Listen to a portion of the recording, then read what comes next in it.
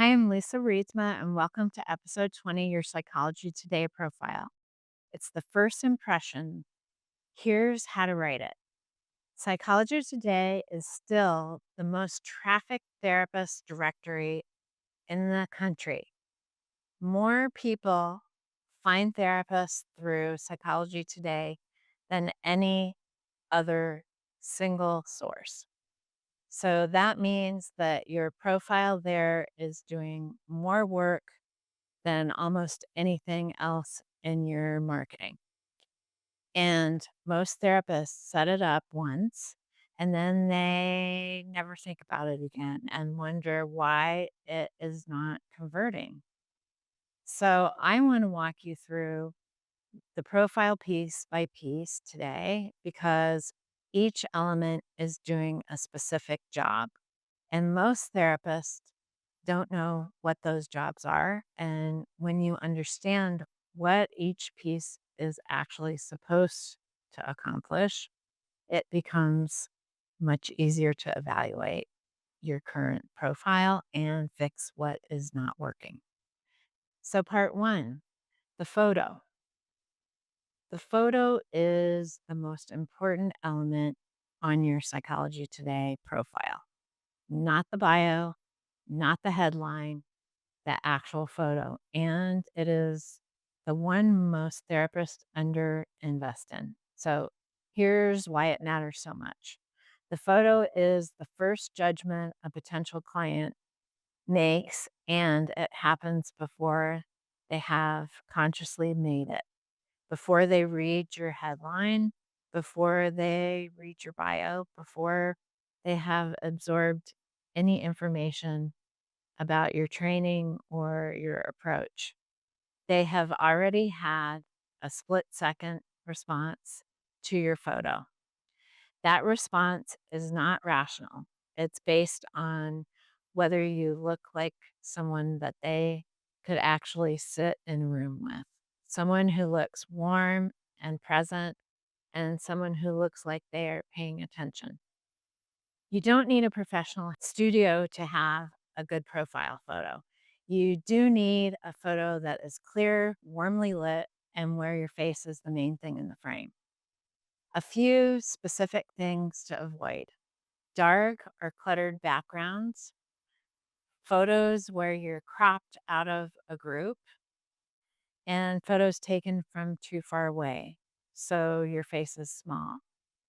Photos that are more than 3 or 4 years old, and photos where the lighting is harsh or unflattering, and photos that feel stiff or formal in a way that communicates distance rather than warmth. So the photo should say, "I am real and I look like someone that you could sit across from." That's the whole job. Warm, clear, current, and face forward. Part two, the headline. So most profiles use the default Psychology Today headline format, which is the license type, city, and state. Something like licensed clinical social worker in Portland, Oregon. That headline tells someone where you are and what your license is, and it doesn't tell them anything about why they should actually click on your profile rather than 20 others in the same search.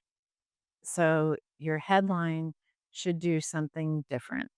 It should name the problem you help with or the population that you serve in language that a potential client would actually use about themselves.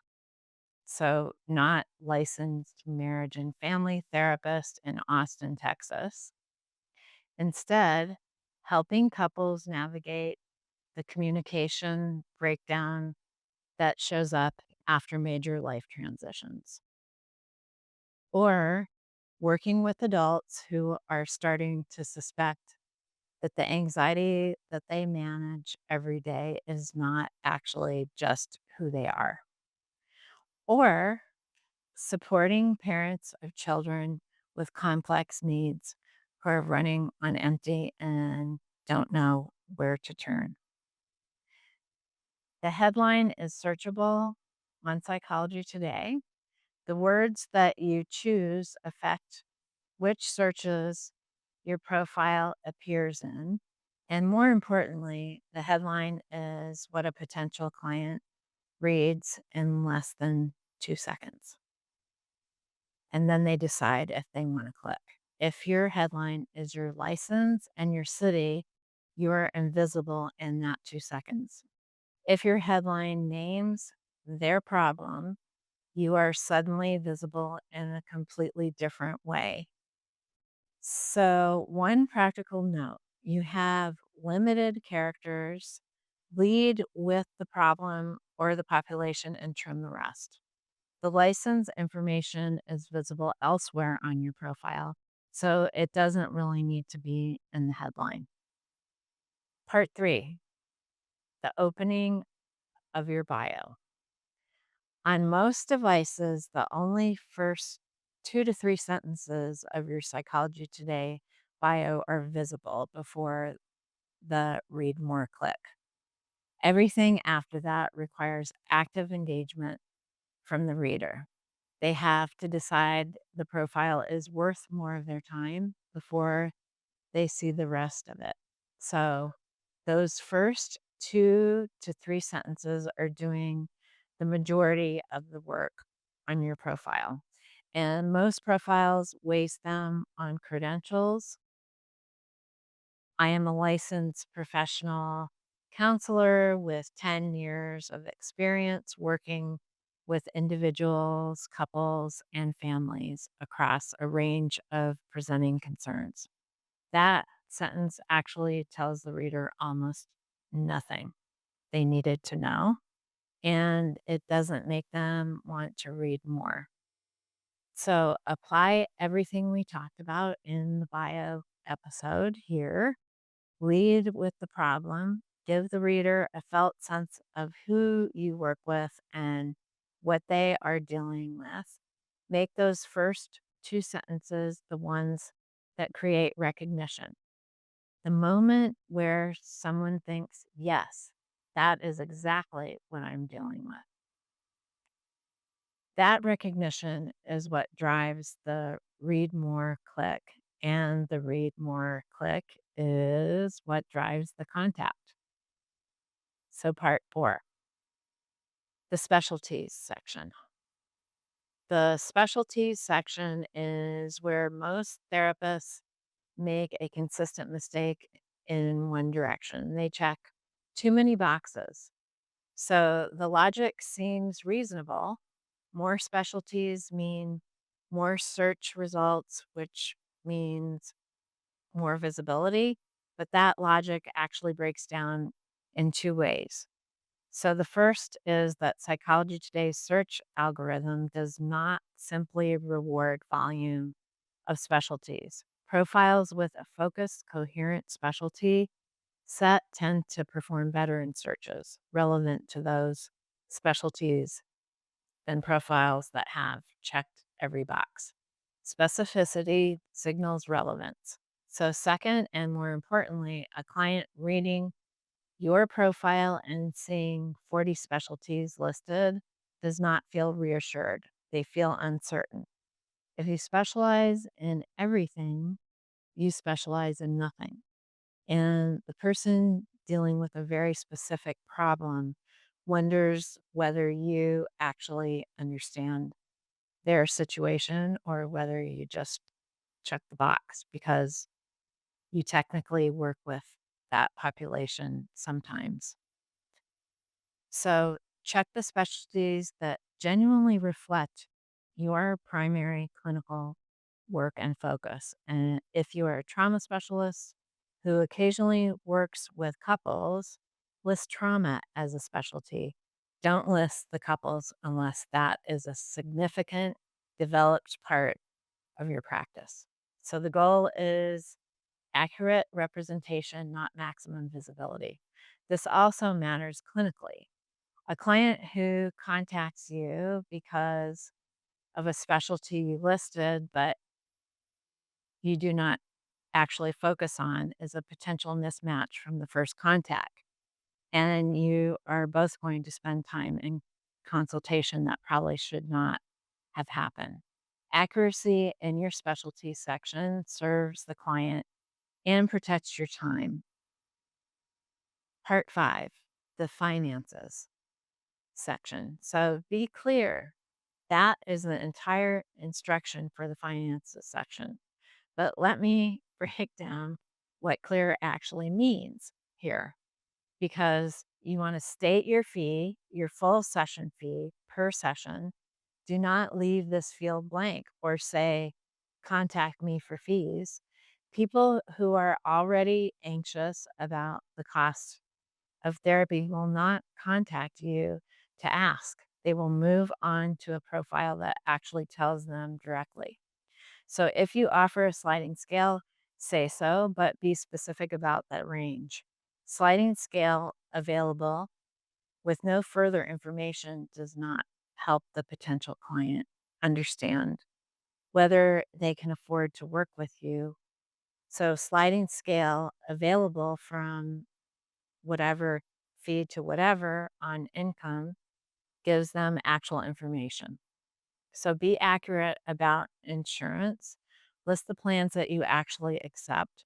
Don't list plans that you used to accept, plans that you are in the process of credentialing with, or plans that you accept on a case by case basis as if they are standard. Inaccurate insurance information creates real problems for clients who schedule based on it and then discover it was wrong. And for you, because that conversation is a difficult one to have after someone has already made an appointment. So if you are private pay only, say that clearly too. Clients who are counting on using insurance will know immediately and move on, which is better for both of you than a consultation that ends in disappointment. So remove the ambiguity from the finances section. Ambiguity does not make you seem flexible. It makes you seem like you have not thought through your policies, and it creates friction at exactly the point in the process where a potential client is deciding whether to take the next step. So, part 6, treating your profile as a living document. The therapists who get consistent directory traffic from Psychology Today are not the ones with the most credentials or the most specialties. They are the ones who treat their profile as an ongoing asset rather than a checkbox that they completed in year one. So review your profile every 6 months. Ask yourself, does my photo still look like me? Does my headline still reflect what I am primarily doing clinically? Do my specialties still accurately represent my practice? Has my fee changed? Have my insurance panels changed? Your practice evolves. Your profile should also evolve with it. A profile that accurately represents who you are now with a current photo and a headline that reflects your current focus performs better than a profile that is technically complete but was written for a version of your practice that no longer exists. So build the 6 month review into your calendar the same way that you build in other routine professional tasks. It takes about 30 minutes to review and update a profile thoroughly. That 30 minutes can affect your directory traffic for the next 6 months. And your Psychology Today profile is not a listing, it's a landing page. The distinction matters because a listing is a record of your existence, and a landing page is a conversational tool, something designed to move a person from awareness to action. So, a photo that feels warm and present, a headline that names the problem, first sentences that create recognition, specialties that are accurate and focused, fee information that removes ambiguity, and a commitment to keeping all of it current. That's the profile that converts. So if you want a structured framework for building the full visibility layer of your practice, including how to optimize your directory presence, your website, and your referral infrastructure, that is inside Launch Lab. My course link is in the description. And if you're specifically working through the credentialing process and want support moving through it in sequence, the credentialing accelerator is self paced and available now. So, also in the description. Thank you for watching. And if this was useful, share it with a therapist colleague who is building their practice. And these conversations are better when more people are having them. See you next week.